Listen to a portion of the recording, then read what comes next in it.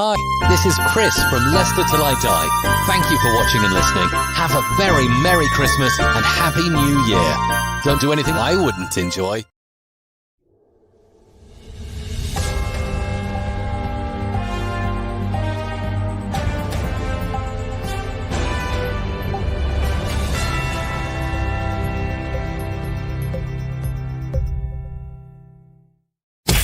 You are watching and listening to Chris and Leicester Till I Die TV on YouTube and your favourite podcasts.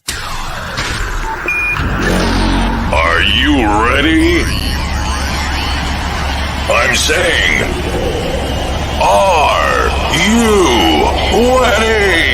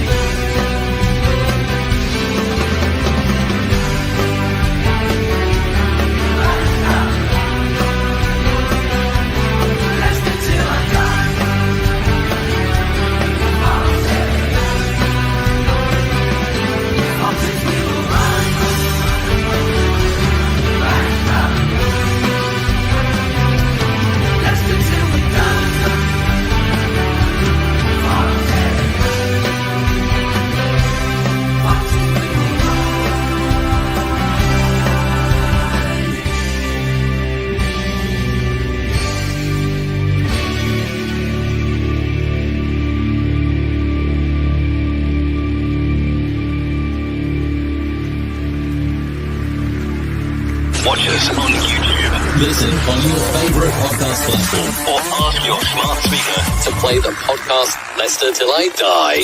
Right, Chris. Alrighty. Oh, look at me. Let me just get the Viagra out.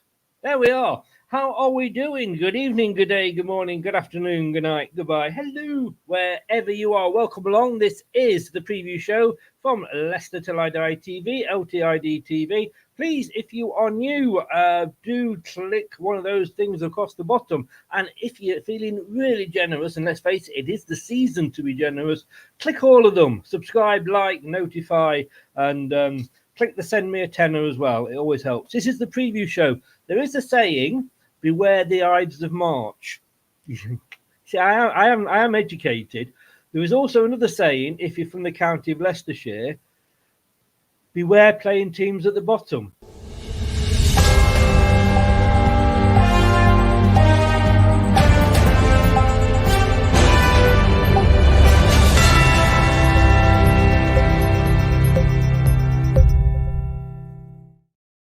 Is this not true, Craig? This is true indeed, mate. Always be careful. Oh, I was talking to our guest, and we'll bring him in a second. But Leicester, I mean, I'm sort of say early 60s, and as long as I have known us, we've always struggled against teams that we should beat. Yeah.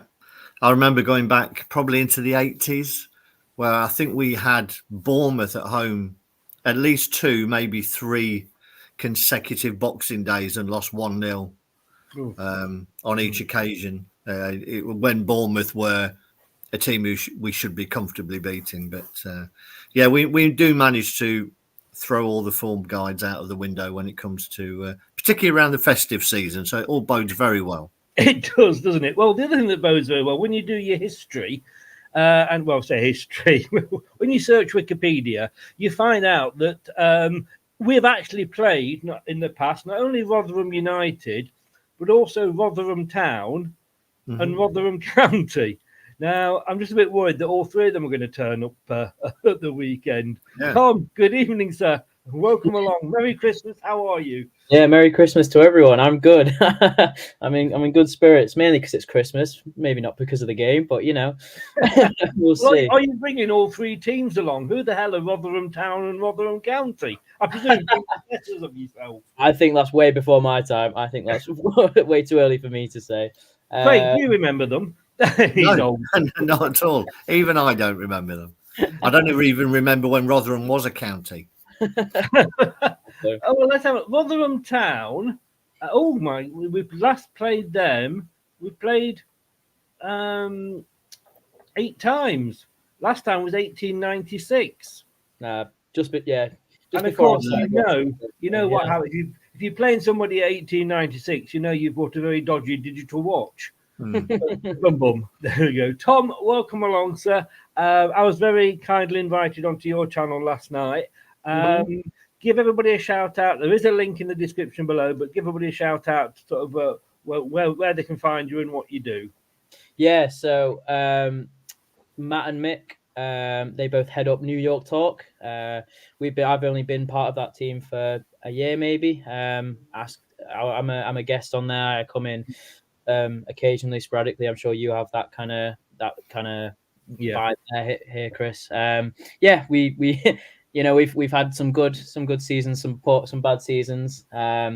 We do all sorts, from previews like yourselves to instant reactions. Everything Rotherham United you'll find over there. Brilliant. Go and check it out, guys. If only for a bit of banter. And like I said before the show, Craig, we after last season, we know what it feels like, don't we? Yeah, we do. You know, we know what it's like, sort of languishing and wondering where your next win's coming from. So, but I mean, Rotherham have been a bit funny, aren't they? Because they've got some decent results, but you've never managed to back them up. I think that's the biggest issue.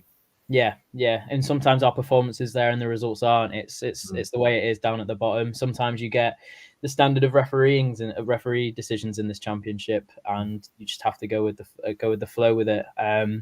By all intents and purposes, we haven't been good for a majority of this season, but new manager bounce. Hopefully we turn that around. Well, we'll be coming on to him in a second, but yeah, Craig. As everybody that comes on this channel regularly will know, I write for the BBC, and every Tuesday under Fans Voice, they get fed up. I have more plugs than B&Q, I tell you. And my point this week was, just very, very quickly before we get on to this weekend's game, but it's something that Rotherham may well take advantage of. We seem to get into a comfortable position in matches, and then kind of just go, well, we've done our job, and we know, and sit back. We've done that in the last two games. We've not killed teams off.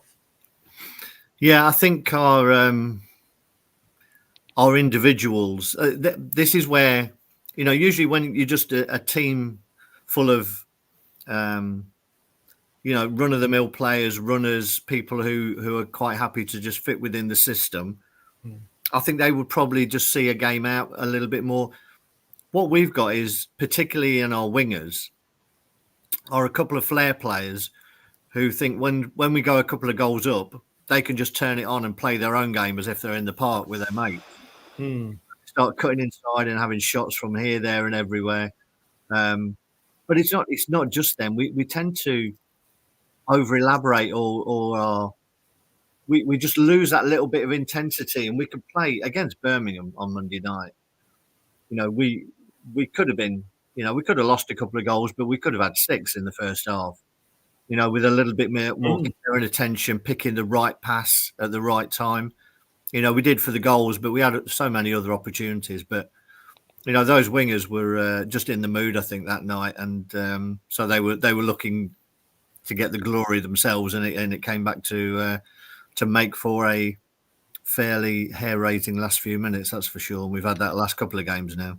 We have. Maybe we will learn to kill things off. One thing we didn't do last season, and I did just mention this to Tom before we came live. One thing that we left too late was the sacking of Brendan Rodgers. Sorry, I've got to do that every time I say his name. I mean, don't get me wrong. As I was saying, what he's done for the club, it was good, but he had to go. And I think Top, the chairman, was trying to be, give him sort of time, but time wasn't our friend last season. I mean, we did leave it too late. Now, I'm not saying that you've left it late, because we're literally this game on Saturday is the midway point of the whole season. So you've got half the season to go, and a lot can change. Look at Middlesbrough. But of the bottom 3 clubs, you are the last one of the 3 to sort of change your manager. And I know it's early days yet, but is it 1 or 2 games he's had for you in charge? So he's had 2, but he got assigned the day before we played. God, who was it now? West Brom, maybe. Yeah. So you couldn't really see his influence in that game. So theoretically, 2 games. Actually, the one game against Plymouth at the weekend, which we lost with a last minute Morgan Whittaker winner. Tough to take, but it's still at that stage where Liam Richardson hasn't really influenced proceedings enough to kind of give him a proceedings here. I think this is his first proper game where he's had a full week with the squad, a week and a bit almost. Players are starting to come back from injury. He's started to implement his style of play, which is different from Matt Taylor's, the previous managers. It's different, but it will hopefully be productive. But against top of the league, it's always especially away, and with our away form, it's always going to be a challenge. But excited to see what happens.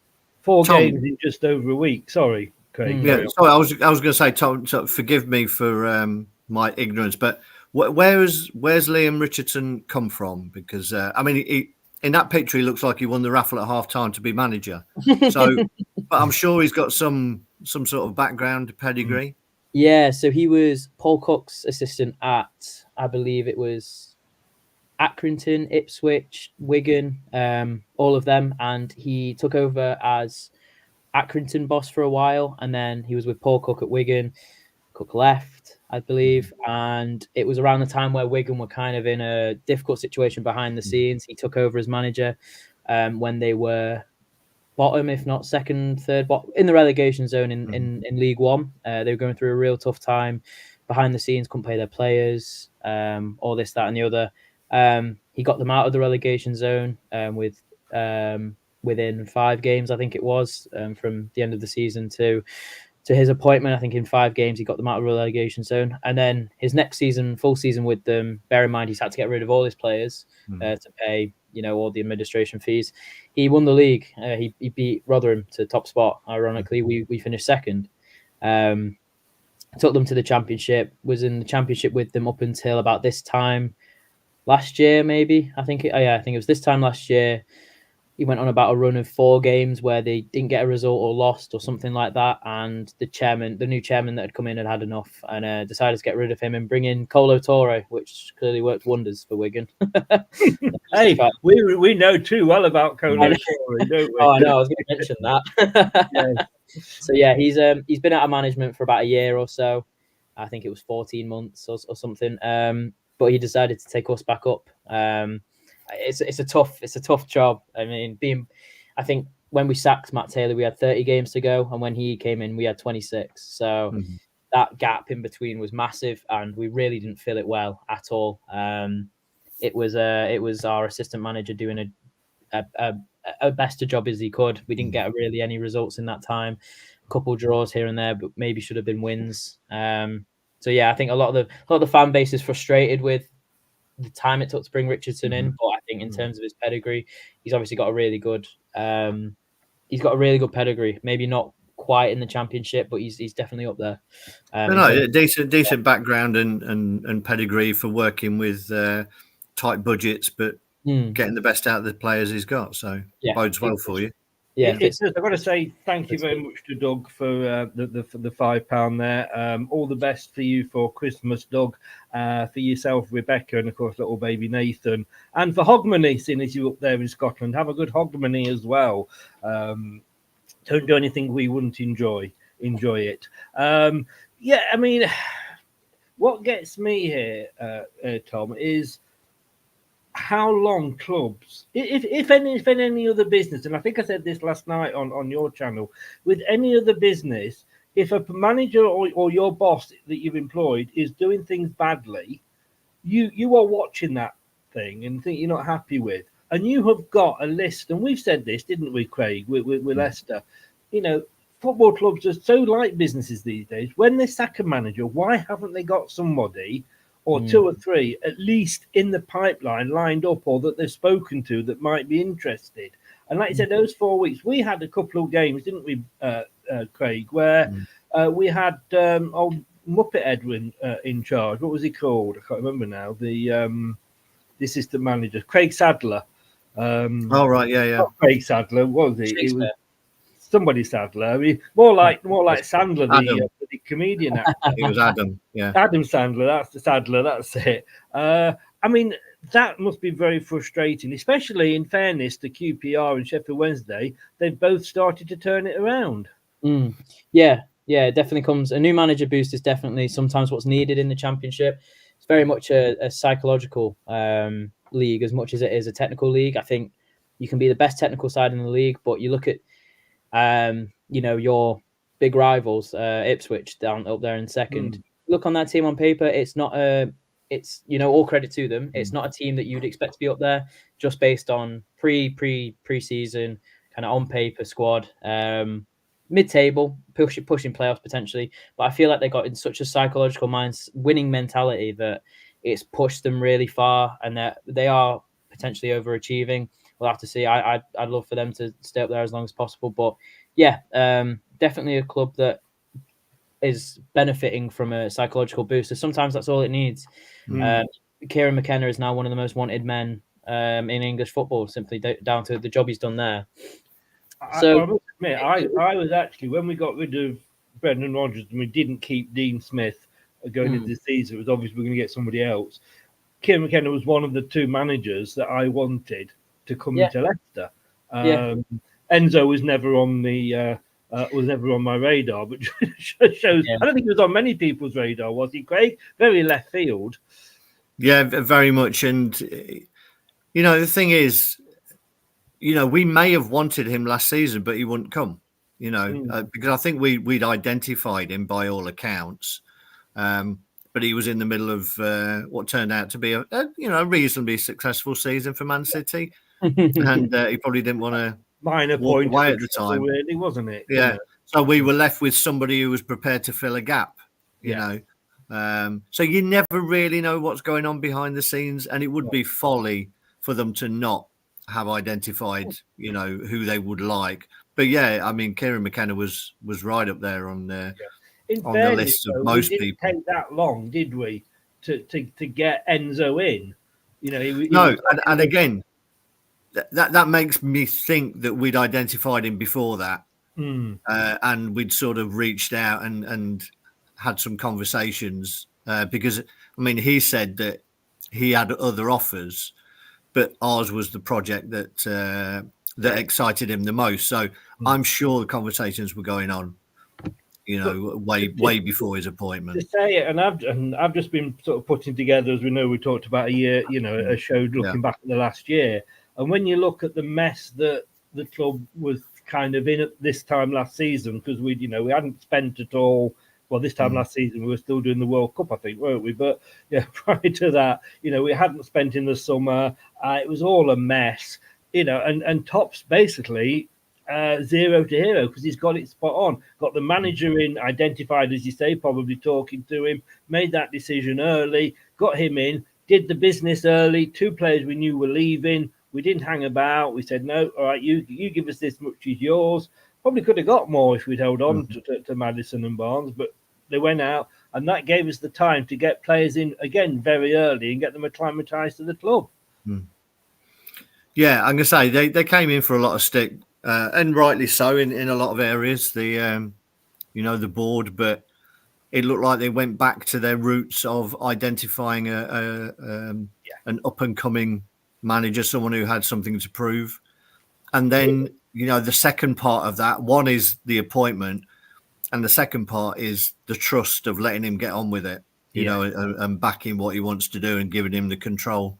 So, so far, so good. It's going well for us, and I think the thing it did as well was that 6 days before he signed for us, literally 6 days before he put pen to paper for us, he was obviously, being photographed holding the Champions League trophy aloft. And then to go from that and 6 days later, this is our new manager.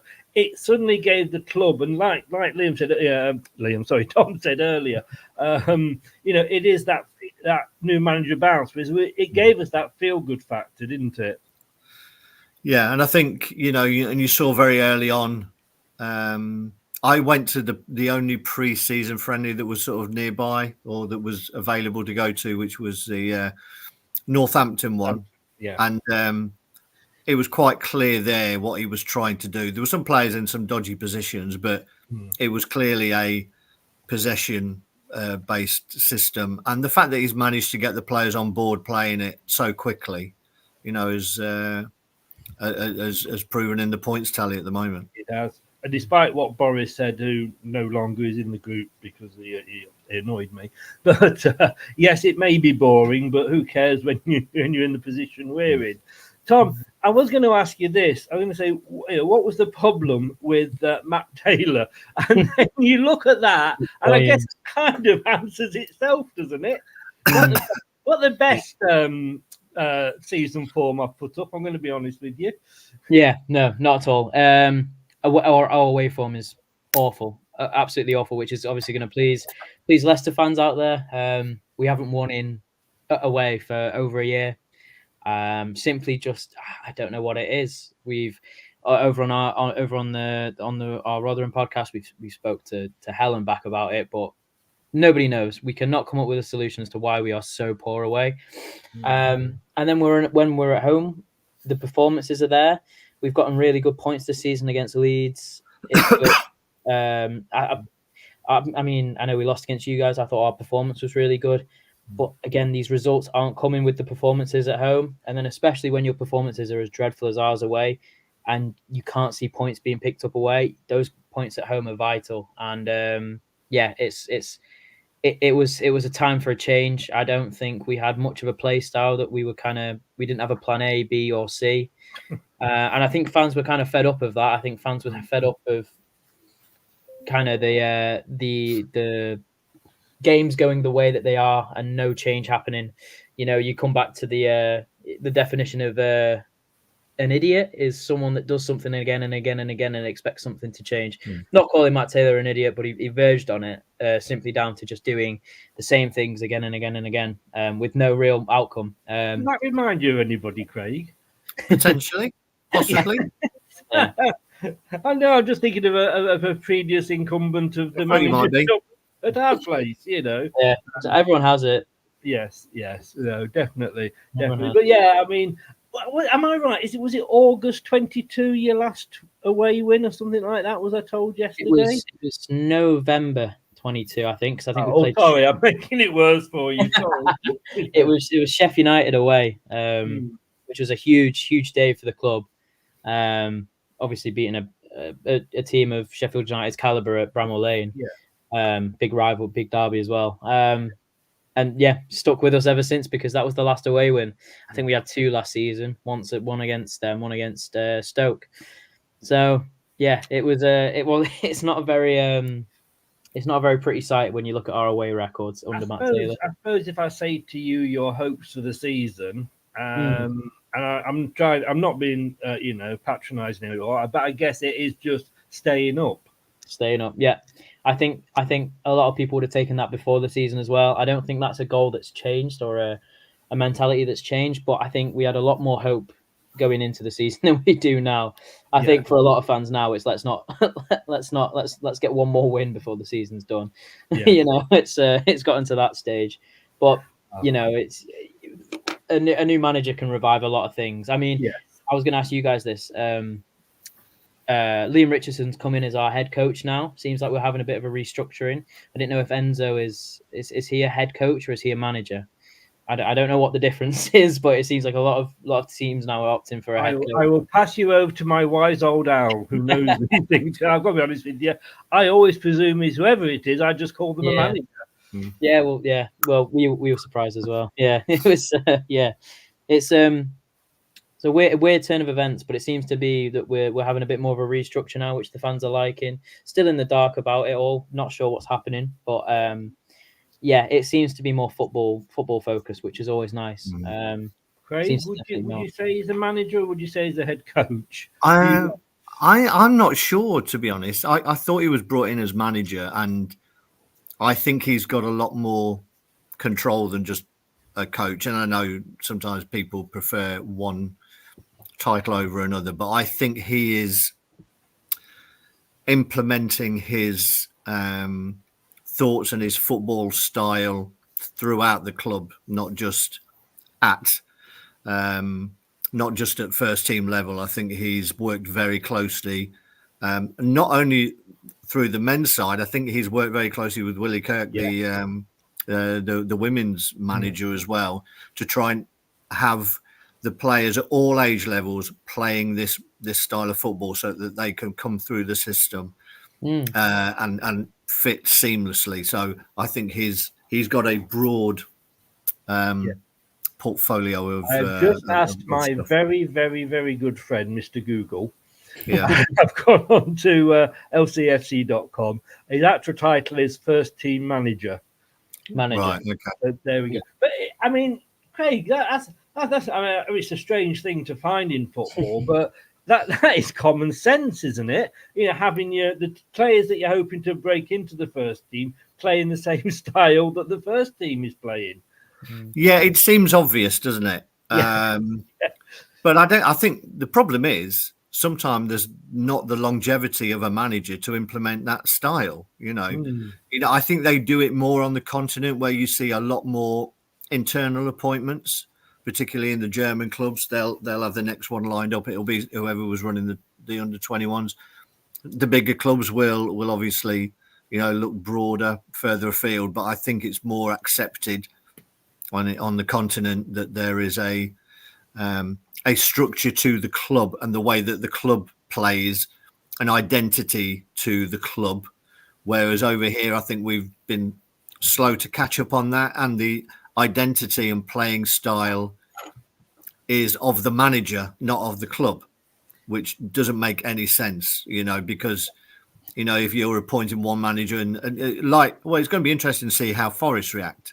Yeah, they're bringing in another manager now who's going to want to play football a different way. So rather than say, right, this is our club, this is the way we play, we're bringing a manager who can implement that and continue it, with some tweaks and try and find something slightly different to get some better results. You bring in managers that are going to change it. Now that can't filter down to the lower age groups if that's the way that you want to do it. You don't always need to make a lot of changes. #Ranieri. Sometimes it is just tweaks that are needed. But I'm just looking on here. Enzo Maresca is our first team manager. Willie Caballero is our first team assistant manager. We then have a first team coach. We then have a first team goalkeeper coach. We then have a head of fitness and conditioning. We then have a first team fitness coach. We then got a first team analyst. It's not easy for me to say. And if you fancy it, Craig, we've actually got 3 first team masseurs. Oh, okay. There you go. Interesting. I don't know whether he's moved out yet or not, but Enzo was actually living at the training ground, wasn't he? Although having said that, it is like a 5-star hotel, swimming pool, for a 5-star restaurant, gym, and what have you. But no, this is it. It's the halfway point. We've yet to play Ipswich the first time, but everybody's playing each other for the second time this weekend. You touched on it earlier, Tom. First game at your place, 2-1 we won. You quite rightly, I think, you gave us a bit of a game. I think we maybe got a little bit lucky in that game. McAteer scoring twice. Your memories of that game? Yeah, I think us troubling you is a bit of a far-fetched. Maybe not too far-fetched, but I think to be kind here. Trying to be kind. Yeah, I think a point or 3 points would have been. I think a point may have been deserved. I was very disappointed when that second McAteer goal went in, but in hindsight, it was a good game for us. I think we defended really resiliently, but in regards to going forward, I can't remember we made too many opportunities for ourselves. It was a great ball in and great header back post from Onyedema. But yeah, two really sloppy goals from our point of view in terms of defending McAteer, but he's obviously a fantastic player. Who is he injured? Because he doesn't seem to get into your squad now, let alone your. Is that down to an injury? He was injured. He was injured, then came back, and then he did. I think he did. He's got a thigh issue at the moment. Okay, he pulled up during a game, so he's coming back from injury. Okay, yeah, because when I checked your squad recently and he wasn't in the entire squad, I thought my God, the caliber that you guys have in not only the first 11 but the bench is absurd. He'd walk into many teams in the Championship. So it's good to hear that not good to hear, but it makes me more relieved that he's injured rather than just being dropped. Two goalkeepers on the bench, Craig. Yeah, we have had in the last couple of games. We put Oh, really? Yeah. I don't get that at all. There must be. I know we've got a few injuries at the moment, although we've gone from apparently only having Doyle injured to there's about 6 injuries now. I don't know what's happened, but your memories of that game, Craig. Well, I reminded myself. I watched the highlights again, which were pretty brief early today. But I mean, you did have a goal disallowed. Which was quite controversial at the time. But I think I could see why. It was disallowed. The goal that you scored was virtually identical to the one Millwall scored against us. A crossing from the right and an attacker getting a run across a defender and flicking it in the other corner. So that's something that we clearly haven't learned from. So I would imagine balls into the box is going to be a tactic because we've not been great at defending. We can be, but then we've let in too many headers. And maybe when we're just switching off and we're letting runners come across us. But from that game, it was 2 decent goals, and similar to goals we've scored recently as well with Mavididi creating a little bit of space and digging out across, whether it's Mavididi, whether it's Ndidi, whether it's Dewsbury Hall. We seem to get into those positions I know I'm just throwing those names. I know. But we seem to get into those sort of 10, 12 yards out at the side in the box and be able to dig out crosses and get on the end of them. So those little channels are proving quite prolific for us at the moment. And you may think it's great that McAteer's playing, but if his replacement Fatawu is on form, then you'll wish that McAteer was playing. Yeah. I watched the play Birmingham the other night. Yeah. He looked scary. He looked dangerous. He's very good at winding up opposition fans as well, Fatawu. I think he's trying to take on the Jamie Vardy mantle there. Well, I think Mavididi was even worse, wasn't he? Mavididi was the one who decided to go and Mavididi, sorry, yeah. But what I want to say is, I mean, when Craig was mentioning the names there and you were rolling your eyes, I mean, at the start of the season, if we said Fatawu to you, you'd have probably gone, who? Same with Mavididi. I mean, we sold our 2 best players, and like I said, we probably didn't get top notch. Well, we did 40 million each, is not bad for a relegated side, in fairness, but we could have possibly held out for more, but we wanted them, no disrespect to them, we wanted them gone. We knew they were going, let them go so we can get the money in and build and get the new players in ASAP. Okay, we got Winks and we got Cody in, who were sort of the 2 names, if you like, that everybody sort of knew. And I remember being at a barbecue and my phone going off, and I'm turned to my brother-in-law, who's a Man United fan, saying, "We've just signed Harry Winks and Connor Cody." And he's like, "F off, mate. No, you haven't." I'm like, "Yeah, well, look, we have." But these other names that everybody is now raving about, who the hell was Mavididi? Who the hell is Fatawu? I was speaking to, I mean, Craig, you'll probably remember the lady from the Man United fan. And you might remember, I've forgotten her name. I do apologise. Maisie. Sorry, Maisie, if you're watching. And she's a Sporting Lisbon fan. I messaged her and said, "Is he any good?" And she was coming back with all these glowing references. But before the season started, I mean, who the hell was Eunice? Who the hell had heard of him? And he's not been a bad player for us either. No, I mean, I think we were talking about the wingers last week, and the fact that we bought Mavididi. I think he cost us $7.5 million, which isn't bad in today's market for the potential that he seems to have. I'm already thinking. Sorry, Craig. I'm already thinking 80 million to Chelsea next season. We've got a commitment to buy, I think, Fatawu. If we go up, go up, that deal's already in place. And, I'm not sure how old Mavididi is. I think he's very early 20s. Yeah. Fatawu was only 19.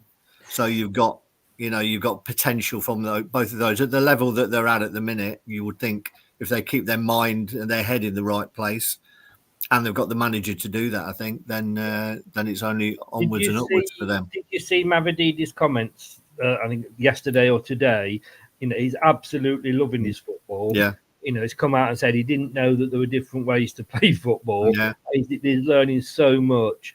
Would we have got those sort of players, do you think, if it wasn't Enzo, if we'd had Jesse Marsh in as manager? What are you laughing at? He was a serious contender. He was. I'm going to say probably not. I think a lot of people are buying into what Maresca's done, the fact that he's got that pedigree.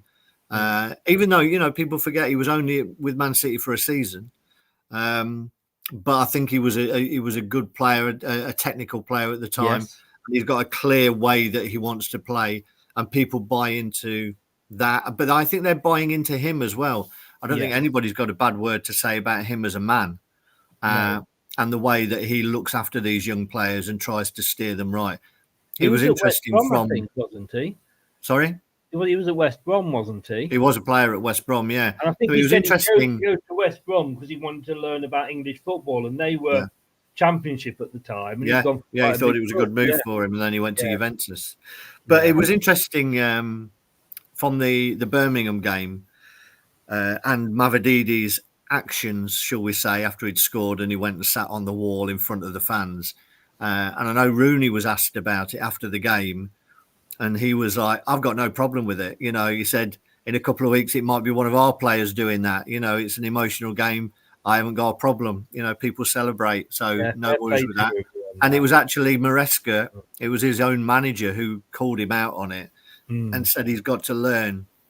I don't like that behaviour. He's got to learn how to behave on the football pitch. And he did actually sub him to stop him getting a second yellow. I think it's a bit, maybe if he'd done like Snooki, where you've got to keep 1 foot on the floor, maybe if you get 1 foot on one side of the advertising. Yeah, maybe. It'd have been all right. Yeah. Tom, look, I don't want to scare you too much, but they say the table doesn't lie. QPR and Sheffield Wednesday there. You're not sort of out of it at all, are you? No. Well, no. It's I put the points off there, and I do apologise. It makes it look a lot worse than it is. No, I read the other day there's something like 9 points separating Huddersfield and whoever's in sixth. Is it West Brom or someone? So it's a tight league. Sheffield Wednesday were dead and buried 3 games ago or 5 games ago, and 2 wins in those 5 games, and they're back up ahead of us and looking like coming out of the relegation zone. Much to our dismay, but that's another topic. It's a league where you get a run of 6 games and you win 2 or 3 out of those 6 and draw the rest. You're up there like mid-table-ish. If you're coming from a Stoke or Millwall perspective. I'm seeing it. I can't believe Millwall that far down.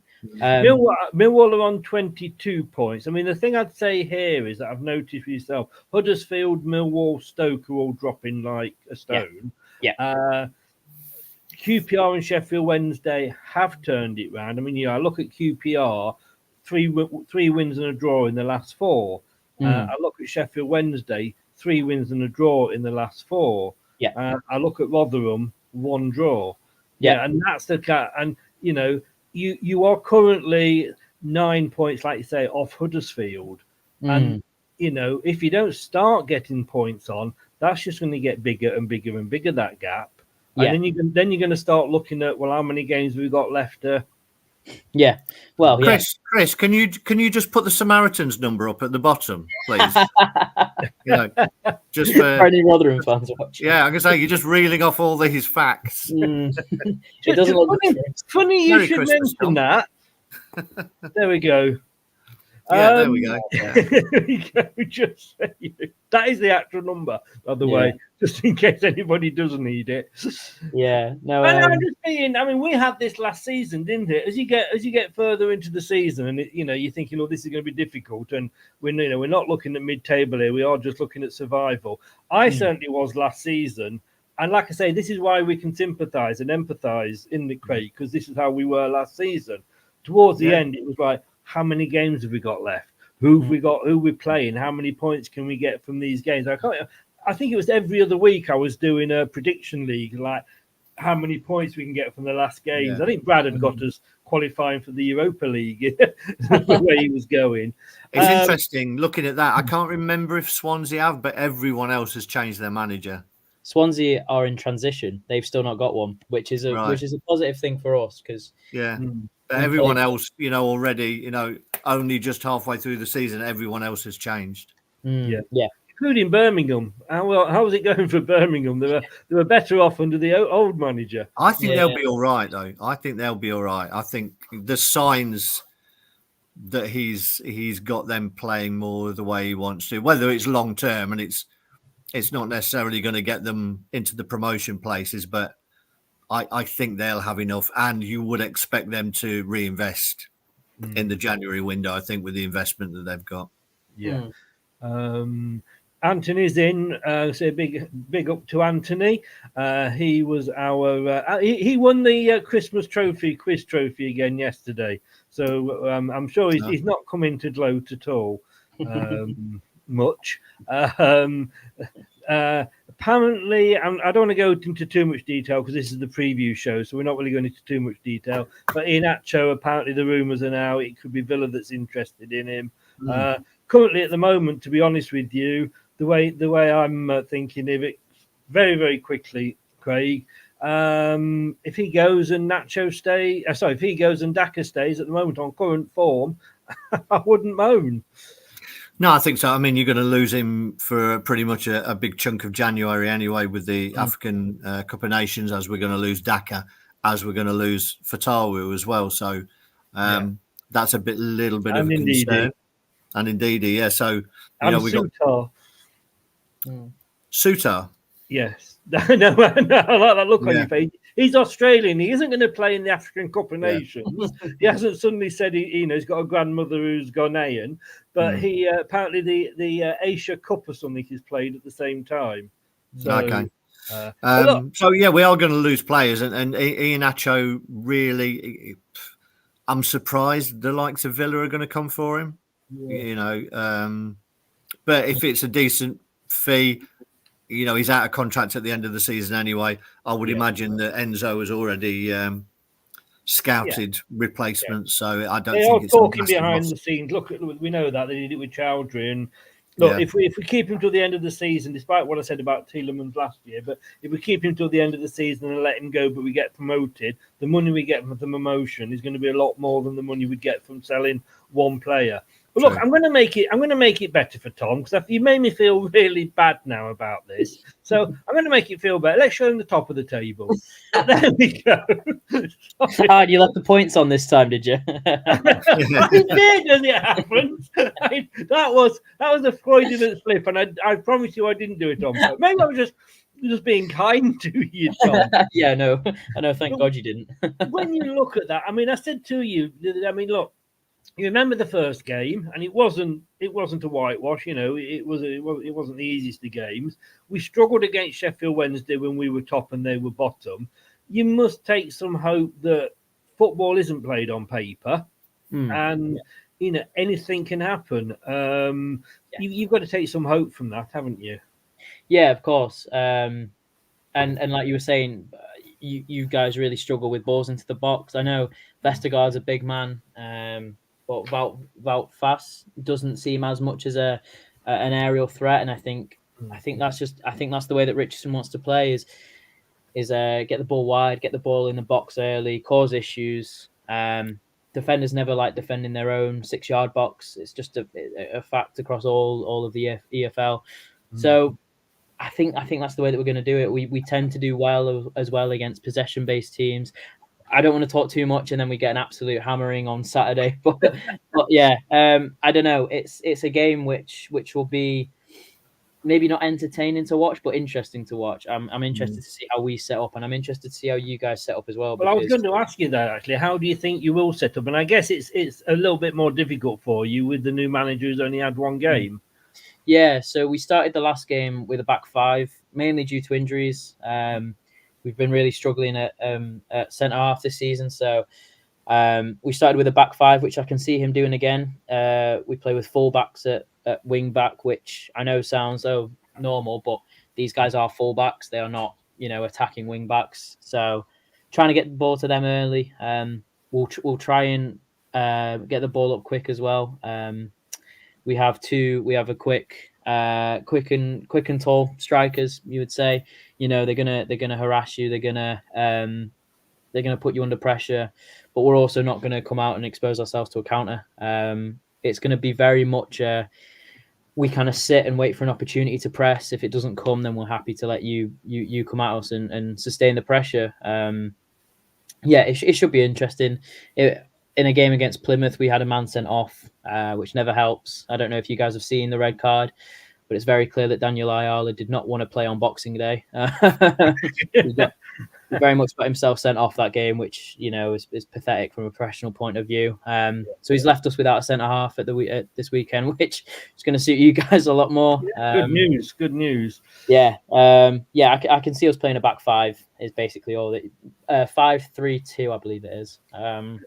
So yeah, we'll try and get the ball up early and try and cause you issues. Craig, how will that play out for us? I don't know.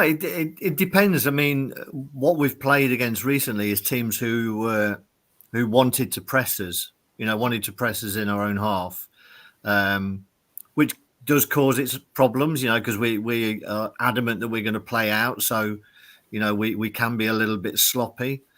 So, for a team to not want to press and probably to sit in is going to probably be a bit of a war of attrition if you can just block spaces. We're going to see a lot of, passing backwards and forwards and try and draw you out some way. But so it could be, it could be a bit of a slog, to be honest, if that's the way that you set up and you're happy for us to have the ball rather than press high. We have struggled, haven't we, to break teams down when they played like that, Craig? Yeah, I don't think it's, I think Man City struggled to break teams down, to be honest. You've seen a lot of games recently. They haven't been able to get a win in 6, I think, Man City, because people are working out what they want to do, and you just sit in and then wait and try and play on the break. So, you can't blame people for doing it. I know a lot of managers sort of moan that teams don't come out and, and play free-flowing football and play into their hands. But you have to, one, understand who you're playing against and then play to the strengths of the players that you've got. And you've got to be careful as well. I don't want to sort of make things any worse. Greg now, he's really got me worried. But, we scored, was it our third goal? Was it our second goal? I can't remember. From an attack from Birmingham that hit our post. 2 balls later. First goal. Suddenly, the third goal, yeah. Suddenly Kieran Dewsbury Hall discovers he's in a Mo Farah. And I don't know where he got that speed from, but he had 2 defenders that he just left. But we have seen teams that have come to the King Power and have sort of defended. And we are patient. We've got more goals in the last 15 minutes, which is completely different to what it was the last couple of seasons, which was the other way around. But we've scored more goals in the last 15 minutes than any other team. So we're prepared for you to sort of buckle down, if you like, and we will just wait for that opportunity to come along. But again, just sticking with you for that, Craig, big game this weekend, apart from Leicester Rotherham, is Ipswich Leeds. And just to say to everybody that we will be doing a watch along for the Leicester Rotherham game, but it will be as part of a double-headed watch along. I will also be doing the watch along for Leeds hosting Ipswich. I guess, which way would you want that to go? A draw, would that be best for us, or Ipswich winning and putting more points between us two and Leeds? To be honest, I'd be quite happy for Ipswich to win. It's great to win the title at the end of it, but what you're looking for is to get promoted. So the bigger that gap, the first between third, the better. To be honest, so I think the worst case scenario is a Leeds win. But but no, it doesn't bother me if Ipswich win it. No. Come to that lovely point that I guess Tom's been dreading, but we're gonna do it anyway. And Matt from the Rotherham podcast yesterday went for a Leicester win. Are you going to back your own team here, Tom? Yeah. Good. That's what we want to see. Look, my heart says we're going to sneak a 1-0. My head says it's going to be 2-3-0 to you guys. I think more than anything, I think we are so poor on the road. It's going to be difficult to see anything. But I mean, we've not won in over a year away from home. It's going to be tough to see a win, our first win away from home, come against you guys, potentially Premier League opposition, away from home. It doesn't look great, top of the league, but you know, that's football. It would be so ironic if our first win in over a year came against top of the league. And that is Leicester. We hosted Everton, and they'd won one game away all season, and they came to us and beat us, didn't they, Craig? Yeah, we're nothing if not generous hosts. No, we like to be generous to people, don't we? We like to make things, well, you know, winning 4, 5, 6-0. It's boring, isn't it? It's not for everyone. No, it isn't. It isn't. No. That said, everybody keeps saying that one game it's going to be a hammering. We're going to hammer somebody. We're really going to turn the screw. Everybody was sort of probably hinting that was going to be Sheffield Wednesday. But again, that proverbial banana skin, knowing what Leicester's like, and you know that side was proved right. I suppose the nearest thing we've come to that, I thought, because I was at the game, so I could see it better, was the Southampton away, possibly the Plymouth game. How do you see this one going score-wise, Craig? Remember that you're below me in the prediction league at the moment. Yeah, and I know Tom's got to head off, so I'm glad that he's still around for me to say this. Yeah. I think you're going to score, so you know, take that. Yeah, take that. I think so. I'm going to go for a 3-1 though, but I just think we are a little bit vulnerable to balls in the air at the moment, and it wouldn't surprise me if we come a cropper again. But I'd be disappointed if we didn't run out. You know, fairly. I've got to say, the bad news is that I totally agree with Craig. I've gone 3-1 as well. So there we go. Tom, thank you so much. I appreciate you've got to go. Very, very quickly, just give your podcast a shout out again. Yeah, so we're going to be live in about 2 minutes. New York Talk. We talk all things Rotherham United. Mick and Matt, they mainly host it. There's a couple of guests that come on. We interview players. We interviewed the manager before he left. Anything related. If you want to watch our preview, then I'm sure you'll find it on YouTube after this. Yeah, anything Rotherham United. If you ever want to go and watch New York Talk. Apart from Saturday, I quite like Rotherham. Good luck for the rest of the season, mate. Cheers, guys. Likewise. Take care now. Bye. Bye. Oops, easy. He went at the same time as I was taking him out. Taking him out sounds like a contract killer, doesn't it? Man. Yeah. You know, but we can't take these games lightly, can we, Craig? No, not at all. You know, we've seen enough. You know, freak results. You know, in whatever division we're in, freak results do happen, and sometimes these little 1-0s do happen. So we've got to be on it from the off, I think. Yeah, and impose ourselves on the game, and hopefully have a quick start and at least get that first goal. Hi Fields, hello, how are you doing? Obviously the witness protection scheme has ended because you've come in as yourself and you're in Torquay. If you give a wave to Brad because he's down that way as well. Have a good one, mate. Very, very quickly, and then we'll round this off. Foot in both camps. It wasn't the easiest thing to find out, but I did manage to find one. Mr. Mattock. Your memories of Mr. Mattock? Joe Twattock. I mean Mattock. Yeah, that's him. He did twat somebody, didn't he? I believe he did. He wasn't the brightest of lads, was it? I mean, it's disappointing because he did look like a promising youngster. Yes, you know, when he first got in the team, was very aggressive as he took into town one night. Yeah. But yeah, you know, that move. You know, he made the move thinking he wasn't the first. He probably won't be the last who thinks the grass is greener somewhere else. And I don't think his career has gone in the upward trajectory that he hoped for. Sadly, No, I mean, But yeah, looking, he was a silly lad when he left us, and looking post us, he went to West Bromwich Albion, Mhm. where he played 29 games. Whilst there, he went on loan to Sheffield United, Portsmouth, and Brighton, and this was before the glory days. Then he went to Wednesday. Then he had 200 games, in fairness, for Rotherham, and then he went to Harrogate Town, and at the moment he's on loan at Hartlepool United. living the dream. Living the dream, Yeah. living the dream.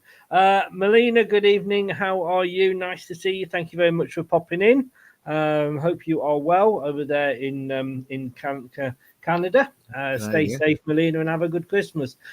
Craig, thank you very, very much. Now, there's going to be no preview show next week because it is Christmas. Oh, yes.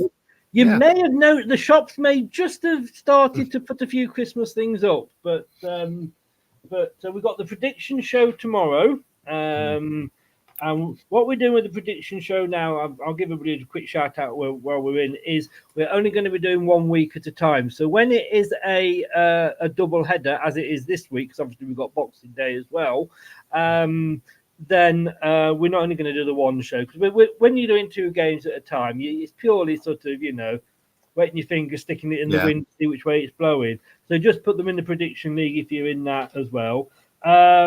So we've got that tomorrow night at 7. We've got Match Day Live, like I say, from 12, because we are going to be covering both games. So it's going to be, I think, because obviously it will have an impact on us, the Ipswich Leeds game, won't it? And then, talking of Ipswich, very, very quickly, Boxing Day. Wow. Late kickoff. I'll probably be doing a watch along for that one because it is such a big game. No disrespect to Rotherham, but if it was Rotherham Boxing Day, I probably wouldn't be. I'm not going to say it's a title decider, but I think Ipswich and ourselves, would we settle for a draw? I asked you that for a long time.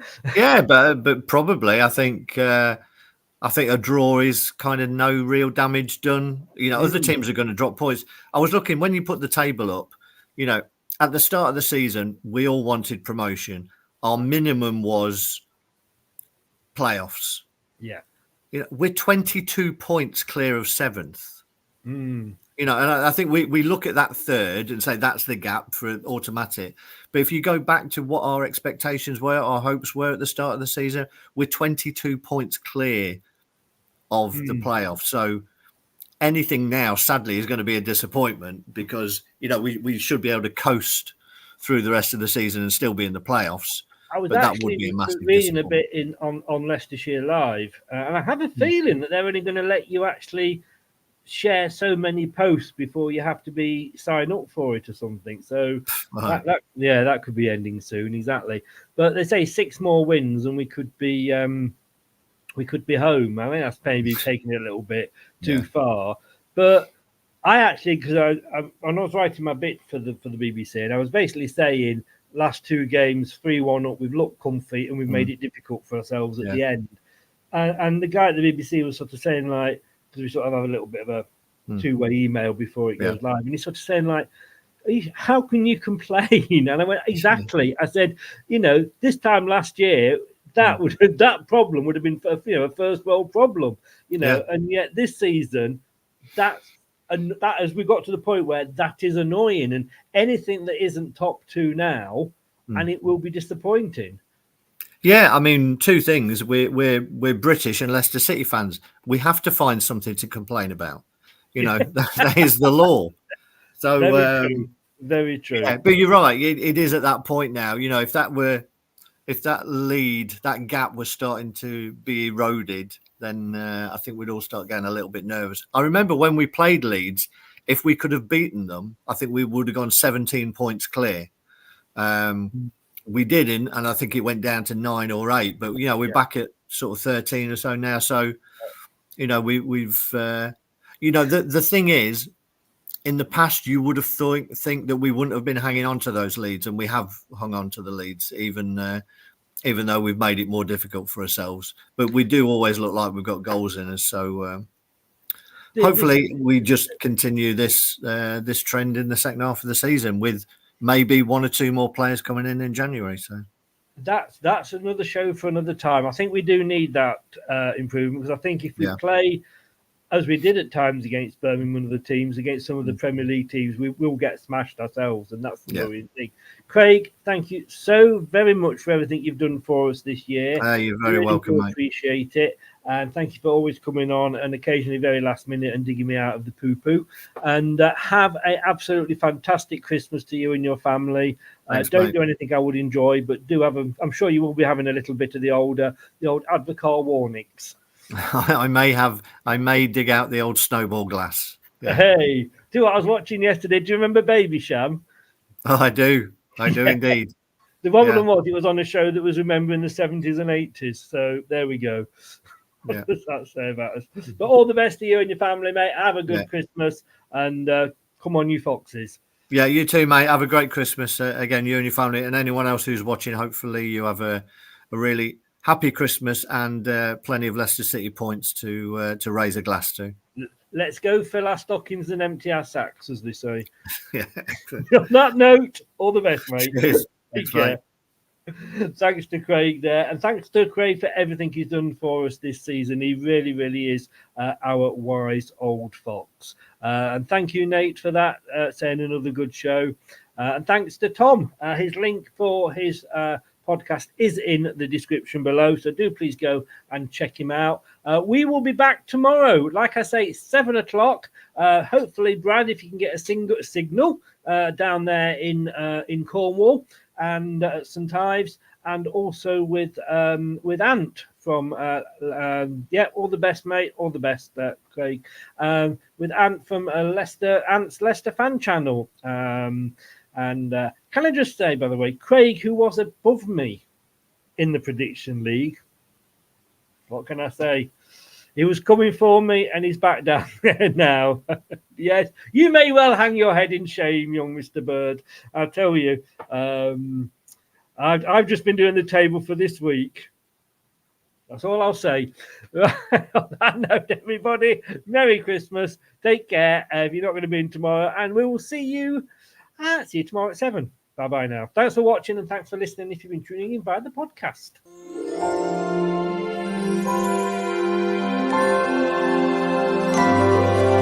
Happy holidays, I guess.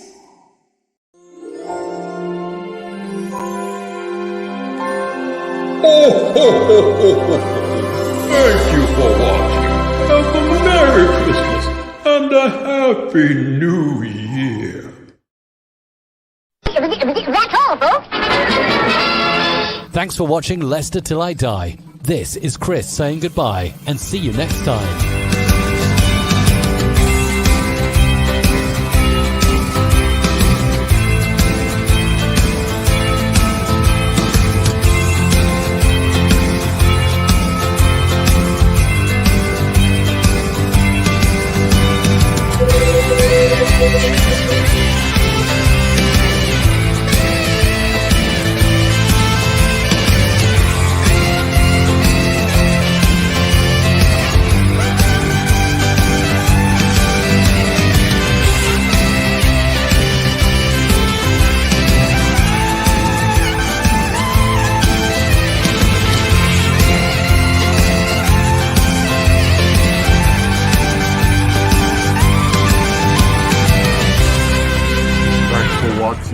These videos are tremendous.